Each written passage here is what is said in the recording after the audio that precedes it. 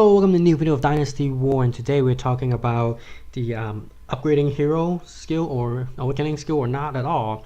And in this case, we're looking at the same 4-sword hero again, and Guan Yu obviously is the probably the best one in here, and actually I got him to 15 out of 15 and 5 out of 5, so he is completely perfect already, and I got all the partnerships already, so he is perfected.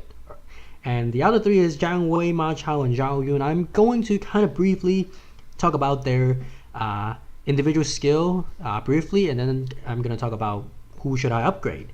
First one, Jiang Wei, his original skill right now is 10 out of 15. I don't think I'm going to level up his original skill right now because he can already clear all the Fury, can stun them for 7 seconds. The only benefit in upgrading his main skill is getting the extra damage, and it's not a lot. You only get a little bit. I think in the all 5 level you get like about 100-ish more, so that's not something that I'm looking for.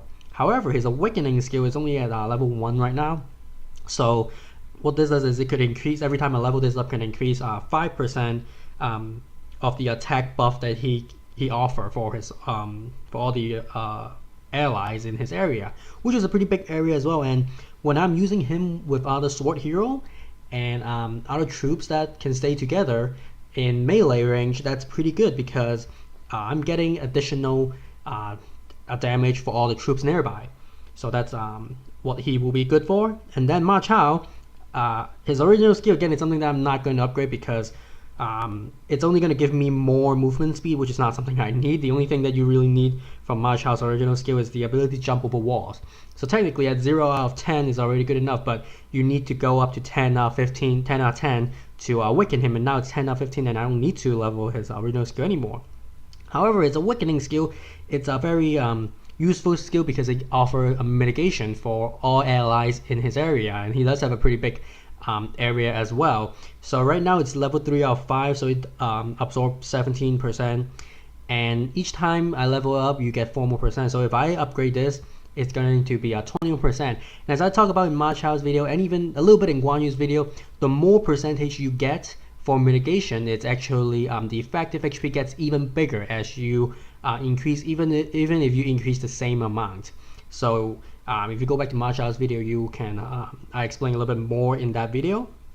And then Zhao Yun, I already got him to 15 out of 15 because leveling up his skill gives him extra damage for his original skill. That's one thing. The other thing about getting that extra damage is because it's a pretty high damage, and it's a passive skill, so you can use it more than once, and it's just better like that. In addition to that, because it also increases attack speed and movement speed, which is a big difference. Movement speed might not be that necessary, but attack speed can be because it's really good for Alliance Dungeon and just in general. So now his awakening skill is 3 out of 5.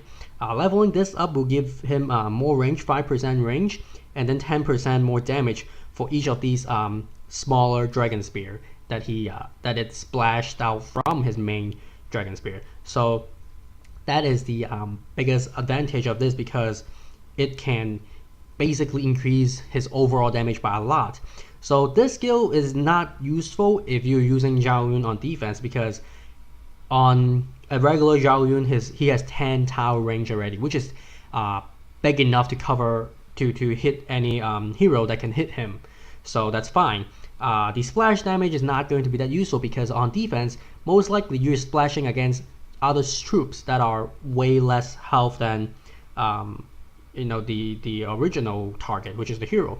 So having like 10-20% damage of the original spear gives enough damage to kill most troops already. But on offense, this is useful because you get more range, you have a higher chance to hit the enemy hero, and the splash damage actually matters because it will hit defensive structures or other heroes as well. So I'm just gonna go switch to Excel pretty quickly and just talk about some of these things. So right now on my Excel, I briefly list my 3 options here: Jiang Wei, Ma Chao, and Zhao Yun. So what is the limiting factor in here? It's not the beads, it's actually the jade. I only have 60 something jade in this account, so I can only do one of the 3 things I list in here. And funny enough, all of them require the same amount of beads.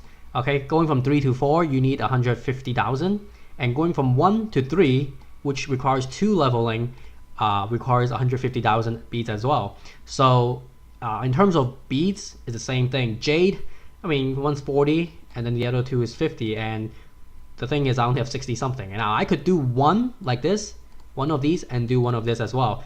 But you know, that maybe I could do that, but right now I'm thinking of doing one of these things, one of these options. So for Jiang Wei, it will increase the attack buff by 10% in total because each level gives off 5%. This is useful in a more offensive way because I use Jiang Wei with 3 other heroes, 3 other sword heroes. They have high damage already.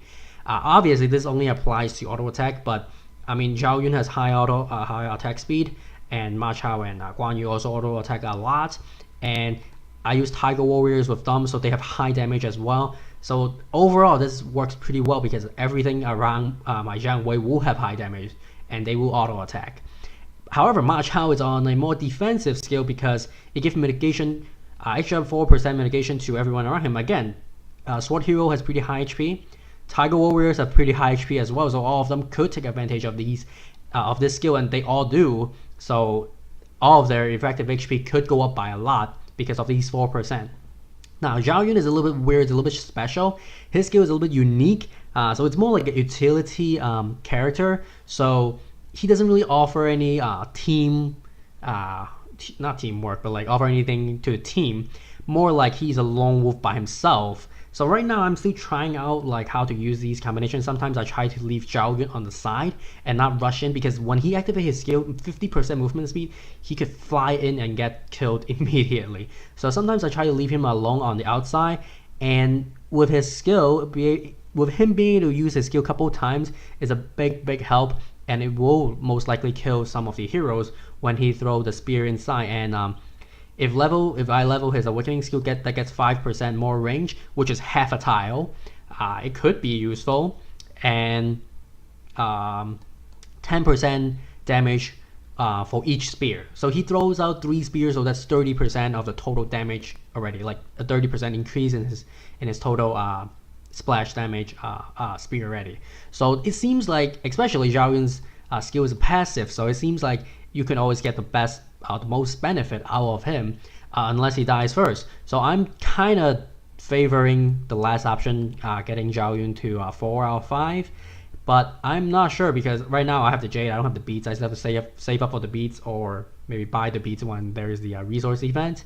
But I'm not sure, I'm still deciding. But if you guys have any comments, any suggestions on these 3, let me know in the comments, and maybe I'll just choose that because you guys told me and you guys give me a good reason to.